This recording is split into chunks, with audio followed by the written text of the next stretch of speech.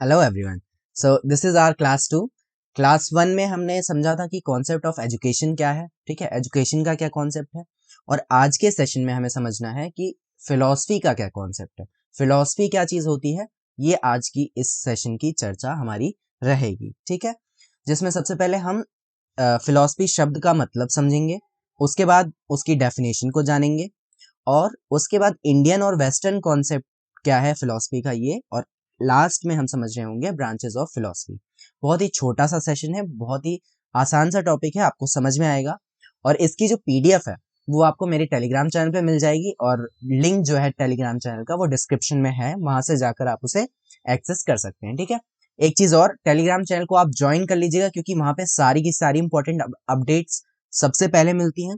तो Telegram channel पे आपको सब कुछ सबसे पहले आसानी से पता चल जाएगा। ठीक है, तो सबसे पहले अगर हम बात करें मीनिंग एंड कॉन्सेप्ट, अगर हम साधारण शब्दों में बात करें कि आखिर फिलॉसफी है क्या चीज, तो हम ऐसा कह सकते हैं कि हर किसी का जो अपना पर्सपेक्टिव है वही फिलॉसफी है। ठीक है, जैसे आपके सामने एक टमाटर रखा है। ठीक है, अब आपके मन में कुछ विचार आ रहे होंगे कि ये टमाटर बहुत लाल है या खट्टा है, ऐसा कुछ। तो जो भी विचार आपके मन में आ रहे हैं वही विचार फिलॉसफी कहलाएंगे। ठीक है, किसी चीज को देखने का नजरिया, किसी चीज के बारे में सोचने का तरीका, या एक तरीके से विजन जो है, यही है आपका फिलॉसफी। ठीक, अब फिलॉसफी में इंग्लिश में तो हम उसको फिलॉसफी कह देते हैं, हिंदी में उसे क्या कहते हैं, हिंदी में हम फिलॉसफी को कहते हैं दर्शन। ठीक है, और जो ये दर्शन शब्द है ये कहाँ से आया, दर्शन शब्द जो है वो हमारे संस्कृत भाषा से आया हुआ है, जिसका मतलब होता है देखना। ठीक है, दर्शन का मतलब होता है देखना, और ये संस्कृत भाषा का शब्द है। लेकिन जो फिलॉसफी शब्द है वो कहाँ से आया, इंग्लिश में तो हम फिलॉसफी कहते हैं, हिंदी में दर्शन बोलते हैं। तो ये जो फिलॉसफी है ये ग्रीक भाषा के दो शब्द हैं, फिलोस और सोफिया। ठीक है, ये कौन सी भाषा के शब्द हैं, ग्रीक भाषा के। ग्रीक भाषा के ये दो शब्द फिलोस और सोफिया, इनसे मिलाकर बना है हमारा फिलॉसफी। अब फिलोस का मतलब होता है लब। ठीक है, फिलोस का मतलब है लब, और सोफिया का मतलब होता है विजडम।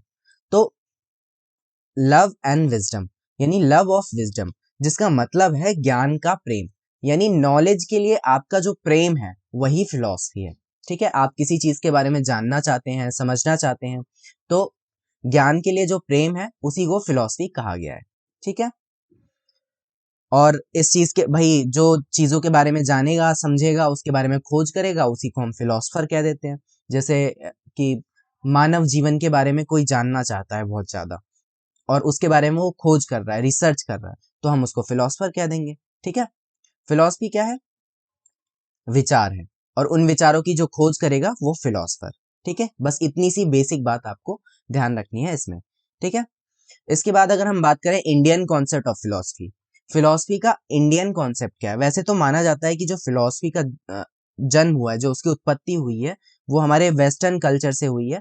ठीक है, वेस्टर्न वर्ल्ड में सबसे ग्रीस है, एक जगह ग्रीस, आपने सुना भी होगा। तो ग्रीस में सबसे पहले इसकी उत्पत्ति हुई है, विकास हुआ इसका, ऐसा माना जाता है। लेकिन जो इंडियन कॉन्सेप्ट है वो क्या है, एक बार हम ये देख लेते हैं। यहाँ पर जो सारी कहानी लिख रखी है मैंने, ये हिंदी और इंग्लिश में दोनों बाइलिंगुअल ये कहानी है, और इसी कहानी को अगर आप चाहें तो पढ़ सकते हैं। और इस कहानी को मैंने यहाँ पर शॉर्ट करके चार्ट के रूप में बना रखा है, ताकि आपको आसानी से चीजें समझ में आए। ठीक है, वो कहानी उन लोगों के लिए है जिनको पेपर में छापना है खूब सारा, बाकी जिनको समझना है वो यहाँ से समझे।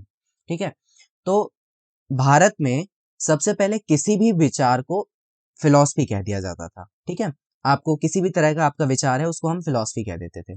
लेकिन जैसे जैसे टाइम आगे बढ़ा, फिर जब इसका विकास होने लगा तो इसको सब्जेक्ट्स में डिवाइड कर दिया गया। कुछ सब्जेक्ट जैसे थियोलॉजी, इकोनॉमिक्स, मेडिकल साइंस, इन इन जैसे सब्जेक्टों में इसको डिवाइड कर दिया गया। लेकिन फिर धीरे धीरे टाइम में और शिफ्ट आया, जैसे जैसे आगे बढ़े।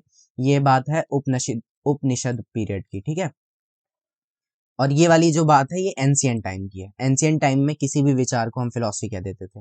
लेकिन जब उपनिषद पीरियड आया, उपनिषद एज आया, तो वहां पर जो हमारा ब्रह्मांड है उसके रहस्य के बारे में जानने को फिलॉसफी माना जाने लग गया।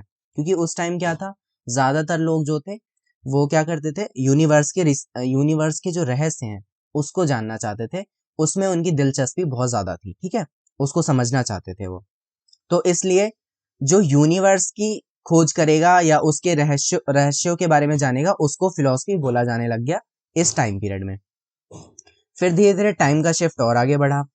भाई जब यूनिवर्स के जैसे जैसे टाइम आगे बढ़ा, तो भाई जब बात ये आई कि अगर हम यूनिवर्स के बारे में जान रहे हैं तो इसके क्रिएटर कौन है, यानी इस यूनिवर्स को बनाया किसने, और इसके घटक यानी कि इस यूनिवर्स में जो प्लैनेट्स हैं, जो सन है, जो पेड़ पौधे हैं हमारे अर्थ पे, या जो लोग हैं उनके बारे में, उनके ऊपर भी बात आ गई कि भाई पहले यूनिवर्स के बारे में जाना, अभी इस यूनिवर्स को किसने बनाया हमें ये भी जानना है।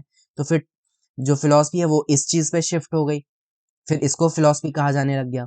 और फिर धीरे धीरे ये शिफ्ट आ गया हमारे ह्यूमंस पे कि ह्यूमन लाइफ कैसे आई, आत्मा क्या है, भगवान क्या है, ज्ञान क्या है, और फिर क्या चीजें सही हैं, क्या चीजें गलत हैं, इन चीजों पे रिसर्च होने लग गया और इसी चीज को फिर फिलॉसफी का सब्जेक्ट माना जाने लग गया। तो आपने देखा शिफ्ट कैसे आया। सबसे पहले किसी भी विचार को फिलॉसफी कह देते थे, कोई भी थॉट है तो वो फिलॉसफी हो गया, ठीक है। और उसके बाद फिर उसको सब्जेक्ट में डिवाइड कर दिया गया, और उसके बाद फिर वो ब्रह्मांड पे आ गए कि हमें ब्रह्मांड की सच्चाई जाननी है, हम उसको फिलॉसफी कहते हैं। फिर वो फिलॉसफी आई कि इस ब्रह्मांड को बनाया किसने, वो फिलॉसफी हो गई। और फिर धीरे धीरे वो चीज शिफ्ट होके आ गई अंत में ह्यूमन लाइफ के ऊपर कि ह्यूमंस कौन है, उनकी आत्मा कौन है, मतलब ये आत्मा क्या होती है, भगवान कौन है, ये सारी चीजें फिलॉसफी में आने लग गई, ठीक है। तो ये था इंडियन कॉन्सेप्ट जो एंशियंट टाइम से लेके अब तक का मैंने आपको समझा दिया। अब अभी का जो टाइम है उसमें ह्यूमन लाइफ के बारे में ही बात होती है फिलॉसफी के अंदर। अब अगर हम बात करें वेस्टर्न कॉन्सेप्ट ऑफ फिलॉसफी की, तो ऐसा माना जाता है कि ये जो फिलॉसफी है, जो दर्शन विषय है, इसका जो विकास है वो सबसे पहले पश्चिमी दुनिया में ही हुआ था। और वो देश कौन सा था, ग्रीस, ठीक है। ग्रीस देश में इसका विकास हुआ था सबसे पहले, ऐसा माना जाता है शुरुआत में। और पहले क्या था, जब इसका विकास हुआ, एक तरीके से आप कह सकते हैं जब दर्शन का उद्भव हुआ, फिलॉसफी का उद्भव हुआ, तो एक तरीके से ये चीज बिल्कुल बिखरी हुई थी, है ना। हर कौन किस चीज के बारे में रिसर्च कर रहा है, कौन किसके बारे में जान रहा है, या फिलॉसफी का स्पेसिफिक टॉपिक क्या है, फिलॉसफी है क्या चीज, ये सारी चीजें इतनी ज्यादा डिफाइन नहीं थी, एकदम बिखरी बिखरी थी सारी चीजें। फिर हमारे आए प्लेटो साहब, और प्लेटो ने क्या किया, अपने अनुसार इस चीज के बारे में जाना, और इस चीज को अपने अनुसार उन्होंने दुनिया के सामने रखा। और उन्होंने एक चीज और की, उन्होंने इन सारी चीजों को अरेंज किया और एक अरेंज ऑर्डर में दुनिया के सामने रखा, ठीक है। प्लेटो के अनुसार उन्होंने एक डेफिनेशन दी। उन्होंने कहा कि जिसे हर तरह के ज्ञान का शौक हो, जो सीखना चाहता हो, सीखने के लिए उत्सुक रहता हो, और कभी संतुष्ट ना होता हो, उस तरह के व्यक्ति को हम दार्शनिक कह सकते हैं, ठीक है। यानी जो हर हर समय ज्ञान का भूखा है या ज्ञान की खोज में रहता है, वो कहलाएगा दार्शनिक। ऐसा किसने कहा, प्लेटो ने, ठीक है।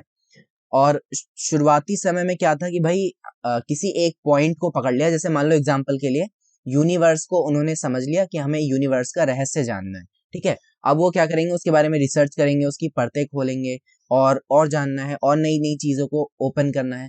तो शुरुआत में फिलॉसफी ये चीज थी। लेकिन अब क्या हुआ, इसका धीरे धीरे झुकाव बदल गया, शिफ्ट आया इसमें। और उन्होंने क्या किया, अब चीजों की खोज के स्थान पर विभिन्न शाखाओं के तार्किक विश्लेषण की ओर वो आगे बढ़ गए। इसका मतलब अब उन्हें नई चीजें नहीं खोजनी थी, अब वो क्या करने लग गए, जो चीजें ऑलरेडी उनके सामने है उस चीज को और ज्यादा अच्छी तरीके से वो समझने पर ध्यान देने लग गए। और फिलॉसफी जो थी वो इस चीज पे सब्जेक्टेड हो गई। यानी पहले फिलॉसफी का मतलब था नई चीजों की खोज, और अब धीरे धीरे ये चीज चेंज होके आ गई कि हाँ भाई हमारे पास जो चीजें हैं और उसके लिए हमें तर्क देना है, उसका एक लॉजिकल विश्लेषण हमें करना है, ठीक है।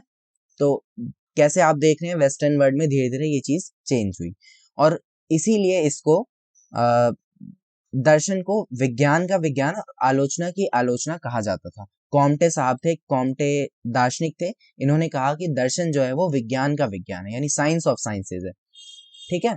और इसको अब जैसे उन्होंने, मैंने आपको बताया कि उन्होंने कई सारे शाखाओं में बांट दिया। तो इस तरीके से सामाजिक दर्शन हो गया, राजनीतिक दर्शन हो गया, आर्थिक दर्शन हो गया, विज्ञान दर्शन हो गया। मतलब जो चीजें अब उनके सामने थी उस चीज को और ज्यादा बेहतर समझने के लिए उन्होंने दर्शन को कई सारे शाखाओं में डिवाइड कर दिया। तो अभी मैंने आपको क्या चीजें समझाई, इंडियन कॉन्सेप्ट समझाया कि कैसे इंडियन कॉन्सेप्ट में जो फिलॉसफी का मतलब था वो धीरे धीरे बदलता चला गया, है ना। और कैसे वेस्टर्न जो कल्चर था, जो वेस्टर्न हमारा समाज है, वहां पर फिलॉसफी का मतलब चेंज होता चला गया। पहले चीजें बिखरी हुई थी, फिर प्लेटो ने उनको अरेंज किया, और पहले किसी एक चीज के बारे में और खोज करने को फिलॉसफी माना जाता था, और फिर धीरे धीरे उसको जो चीजें हमारे पास हैं उसके लॉजिकल विश्लेषण पर ध्यान दिया जाने लग गया, और उसको कई सारी शाखाओं में बांट दिया गया, जैसे सामाजिक दर्शन, राजनीतिक दर्शन और आर्थिक दर्शन और बाकी चीजें। ठीक है, तो ये थे दोनों इंडियन कॉन्सेप्ट और वेस्टर्न कॉन्सेप्ट ऑफ फिलॉसफी। अब अगर हम बात करें डेफिनेशंस ऑफ फिलॉसफी की, कि अगर हम फिलॉसफी की डेफिनेशन, क्योंकि भाई जो जिन बंदों को एग्जाम लिखना है, जैसे बीएड हो गया, डीएलएड हो गया, तो आप लोगों को इसकी डेफिनेशंस की जरूरत पड़ेगी, किसने क्या कहा है। तो राधा कृष्णन, डॉक्टर राधा कृष्णन के अकॉर्डिंग दर्शन शास्त्र क्या है? यथार्थ के स्वरूप का तार्किक विवेचन, यानी जो भी रियलिटी है, ठीक है, जो नेचर ऑफ रियलिटी है उसकी इंक्वायरी करना, उसका लॉजिकल इंक्वायरी करना फिलॉसफी कहलाता है। वहीं प्लेटो कहते हैं कि दर्शन का उद्देश्य चीजों की शाश्वत प्रकृति का ज्ञान है। ठीक है, जो एटर्नल नेचर है उसका नॉलेज लेना, वही हमारा फिलॉसफी है। तो ये कुछ डेफिनेशंस थी, सबके अपने अपने विचार थे जिन्होंने फिलॉसफी के बारे में जो जो चीजें बताई। अब हमारा इस सेशन का आखिरी टॉपिक है ब्रांचेस ऑफ फिलॉसफी, कि फिलॉसफी की कुछ शाखाएं हैं जिसको हमें पढ़ना है। भाई फिलॉसफी जो है वो एक बहुत बड़ा विषय है। ठीक है, आप किन मतलब विचार, हमने सिंपल एक भाषा में तो कह दिया कि विचारों को हम फिलॉसफी कह रहे हैं, पर विचार तो किसी भी चीज के बारे में हो सकते हैं।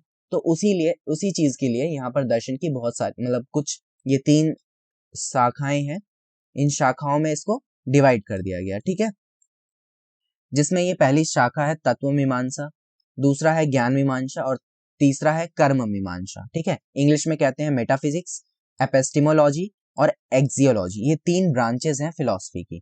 ठीक है, अब हम एक एक को समझने की कोशिश करेंगे अच्छे से। जैसे सबसे पहला, हाँ, यहाँ पर वो तीनों टाइप्स को यहाँ पे थोड़ा और अच्छे तरीके से बताया गया है। जैसे जो सबसे पहला है तत्व मीमांसा, तत्व मीमांसा को इंग्लिश में कहते हैं मेटाफिजिक्स। मेटाफिजिक्स में आप क्या क्या चीजें पढ़ेंगे, क्या क्या चीजें बताई गई हैं, क्या क्या चीजें रखी गई हैं। इसमें आत्मा संबंधी ज्ञान है, ईश्वर संबंधी, सत्ता और सृष्टि की उत्पत्ति कैसे हुई, आपका यूनिवर्स जो है वो कैसे बना, उसका क्या रहस्य है, या आत्मा क्या चीज है, या ईश्वर क्या चीज है, ये चीजें आपके इस वाले फर्स्ट पार्ट में यानी मेटाफिजिक्स में डिस्कस होंगी। ठीक है, दूसरी चीज आती है ज्ञान मीमांसा, जिसको इंग्लिश में कहते हैं एपिस्टेमोलॉजी। ठीक है, अब एपिस्टेमोलॉजी में भी हम आगे देखेंगे क्या क्या चीजें हमें डिस्कस करनी है। उसके बाद तीसरी चीज आती है कर्म मूल्य मीमांसा, जिसको इंग्लिश में कहते हैं एक्सियोलॉजी। ठीक है, एक्सियोलॉजी में है 3 चीजें, या कुछ ये सारी चीजें हैं, नीति शास्त्र, तर्कशास्त्र, सौंदर्य शास्त्र, और अच्छे से हम इनको आगे भी समझते हैं। ठीक है, सबसे पहले हम बात कर लेते हैं मेटाफिजिक्स के बारे में, यानी तत्व मीमांसा। ये जो हमारी फिलॉसफी की ये जो ब्रांच है, मेटाफिजिक्स की जो ब्रांच है, इसमें हम ये इन कुछ क्वेश्चंस का आंसर ढूंढते हैं कि भाई जैसे आत्मा क्या है, भगवान कौन है, शरीर को कौन चलाता है, ये यूनिवर्स किसने बनाया, ये सारी चीजें जो बातें हैं, ये सब किसके अंदर आ जाएंगी, मेटाफिजिक्स के अंदर। यहाँ पे इस ब्रांच में हमें ये सारी चीजें डिस्कस करने को मिलती हैं। आगे देखते हैं ये तत्व मीमांसा की कुछ शाखाएं, यानी मेटाफिजिक्स जो अभी हमने फर्स्ट वाला पार्ट पढ़ा, उसके भी कुछ सब पार्ट्स यहाँ पर बताए गए हैं, जैसे सत्ता मीमांसा, ब्रह्मांड विज्ञान या सृष्टि शास्त्र। ठीक है, ये इसके 3 सब पार्ट्स बता दिए गए हैं। अगर और जिसके अंदर कौन कौन सी चीजें डिस्कस की जाती हैं, ये इन क्वेश्चंस में बताया गया है। ठीक है, तो आप इनको पढ़ सकते हैं अगर आपको ये चीजें समझ में आती हैं और अपने एग्जाम में आप लिखना चाहते हैं तो। अदरवाइज अगर आप सिर्फ मेटाफिजिक्स को सिंपली डिफाइन करना चाहते हैं तो भी आप उसको बहुत अच्छे तरीके से डिफाइन कर सकते हैं, क्योंकि बहुत ही आसान सा पार्ट है वो। ठीक है, नेक्स्ट पार्ट आता है ज्ञान मीमांसा, जिसको हम इंग्लिश में कहते हैं एपिस्टेमोलॉजी। यहाँ पर जैसे कि आपको नाम से ही पता चल रहा है कि ज्ञान के बारे में बात हो रही है। ठीक है, ये जो एपिस्टेमोलॉजी शब्द है, ये एपिस्टीम एक शब्द होता है उससे बना है। ठीक है, एपिस्टीम वर्ड से बना हुआ है एपिस्टेमोलॉजी, जिसका मतलब होता है ज्ञान प्राप्त करना। तो दर्शन शास्त्र की इस शाखा में ज्ञान की उत्पत्ति, यानी जो नॉलेज है उसका ओरिजिन कहाँ से हुआ, उसकी संरचना क्या है, उसका नेचर क्या है, और ज्ञान को कैसे प्राप्त करना है, क्या तरीके हो सकते हैं, मतलब सारी चीजें ज्ञान के आसपास इर्द गिर्द उसके घूमेंगी। ठीक है, ज्ञान मतलब नॉलेज होता है। तो नॉलेज के ही इर्द गिर्द सारी चीजें, अगर नॉलेज के बारे में बात होगी कि नॉलेज कहाँ से आई, नॉलेज की क्या क्या उसका नेचर होता है, क्या स्ट्रक्चर होता है, कैसे आप नॉलेज गेन कर सकते हैं, क्या उसकी वैलिडिटी है, क्या लिमिटेशंस हैं, तो ये सारी चीजें आप इस वाले पार्ट में पढ़ेंगे। ज्ञान मीमांसा और एपिस्टेमोलॉजी इंग्लिश में कहते हैं इसे। थर्ड पार्ट आपके सामने आ जाता है कर्म मीमांसा, या मूल्य भी इसे कह देते हैं, एक्सियोलॉजी। इसमें नाम से ही आपको पता चल रहा है, मूल्य यानी वैल्यूज के बारे में बात होती है, ठीक है। कर्म यानी जो काम आप कर रहे हैं या फिर जो आपके वैल्यूज हैं उसके बारे में इस वाले पार्ट में बात की जाती है, ठीक है। अंग्रेजी भाषा का शब्द एक्सियोलॉजी जो है वो एक्सिस एक शब्द है, वहां से निकला है, जिसका मतलब है मूल्य या आहारता। आहारता का मतलब होता है क्वालिफिकेशंस, ठीक है। अब ये वो दर्शन शास्त्र की वह शाखा है, वह ब्रांच है जिसमें आप सारे वैल्यूज से संबंधित चीजों को डिस्कस करेंगे, ठीक है। कर्म मीमांसा की सब पार्ट्स हैं, कुछ सब पार्ट्स में बताए गए हैं जो मैंने वहां आगे डिस्कस किए थे, नीति शास्त्र, तर्कशास्त्र और सौंदर्य शास्त्र, ठीक है। इसमें इस तरह के क्वेश्चंस के बारे में जांच की जाती है, इस तरह के क्वेश्चंस को आप देखते हैं, जैसे अच्छा क्या है, बुरा क्या है, या बिहेवियर कौन सा अच्छा होता है, ठीक है। तार्किक विचार चिंतन की प्रकृति क्या है, आगमन विधि निगमन विधि का क्या संबंध है, और सौंदर्य शास्त्र में आता है सुंदरता का मानदंड क्या है या कुरूपता क्या है। मतलब बेसिकली जो वैल्यूज हैं हमारी, कि क्या अच्छा है क्या बुरा है, सुंदरता क्या होती है, कुरूपता क्या होती है, ये सारी चीजें आप इस वाले पार्ट में डिस्कस कर रहे होते हैं, ठीक है। तो 3 बेसिक पार्ट होते हैं। आज का इस सेशन बस इतनी सी चीजें हमें यहाँ पे समझनी थी। एक बार मैं फटाफट से आपको रिवीजन कर देता हूँ, शॉर्ट में सारी चीजें बताता हूँ ताकि आपको और अच्छी तरीके से समझ में आ जाए, अगर ना समझ में आया हो अभी भी, ठीक है। बेसिकली फिलॉसफी की 3 ब्रांचेस बताई गई हैं, ठीक है। तत्व मीमांसा यानी मेटाफिजिक्स, दूसरा है ज्ञान मीमांसा यानी एपिस्टेमोलॉजी, तीसरा है एक्सियोलॉजी यानी कर्म मीमांसा, ठीक है। जो इसका फर्स्ट पार्ट है मेटाफिजिक्स, उसमें भगवान, आत्मा और यूनिवर्स, इन सारी चीजों के बारे में बात होती है। इसका जो सेकंड पार्ट है ज्ञान मीमांसा, ज्ञान मीमांसा में आपकी किस चीज के बारे में बात होती है, जो सेकंड पार्ट है ज्ञान मीमांसा में बात होती है आपके नॉलेज के बारे में। नॉलेज कहाँ से आती है, नॉलेज का ओरिजिन कैसा हुआ, नॉलेज का नेचर क्या है, नॉलेज की लिमिटेशंस क्या है, आप नॉलेज को गेन कैसे कर सकते हैं, यानी नॉलेज से रिलेटेड जितनी बातें होंगी वो आपकी ज्ञान मीमांसा में आएंगी, ठीक है। और तीसरा आ जाता है आपका कर्म मीमांसा, जिसमें मूल्यों से रिलेटेड बात होती है, आपकी वैल्यूज क्या है, क्या चीजें अच्छी हैं, क्या चीजें बुरी हैं, और सुंदरता क्या है और कुरूपता क्या है, ये सारी चीजें आपके थर्ड वाले इस पार्ट में डिस्कस होती हैं, ठीक है। तो आज के इस सेशन में बस हमें इतनी सी चीजें डिस्कस करनी थी। अगर ये सेशन आपको समझ में आया हो तो बहुत अच्छी बात है, लेकिन फिर भी अगर कहीं आपको कोई भी चीजें समझ में ना आई हो तो प्लीज कमेंट जरूर कर दीजिएगा, ताकि मैं दोबारा से इस चीज को अगर समझा सकूं, अगर आपको ना समझ में आया हो, ठीक है। और ये जो पीपीटी है वो मेरे टेलीग्राम चैनल पे मिल जाएगी। टेलीग्राम चैनल को आप जाकर पीपीटी देख तो लेते हैं पर ज्वाइन नहीं करते हैं, ज्वाइन भी कर लीजिएगा, क्योंकि सारी की सारी अपडेट्स वहां पर सबसे पहले मिलती हैं, ठीक है। तो ये सेशन अगर आपको पसंद आया हो तो लाइक भी कर लीजिएगा और चैनल सब्सक्राइब प्लीज कर लीजिएगा, ठीक है। मिलते हैं नेक्स्ट सेशन में एक नए टॉपिक के साथ, तब तक अपना ख्याल रखिए, keep learning keep growing, bye bye, have a good day.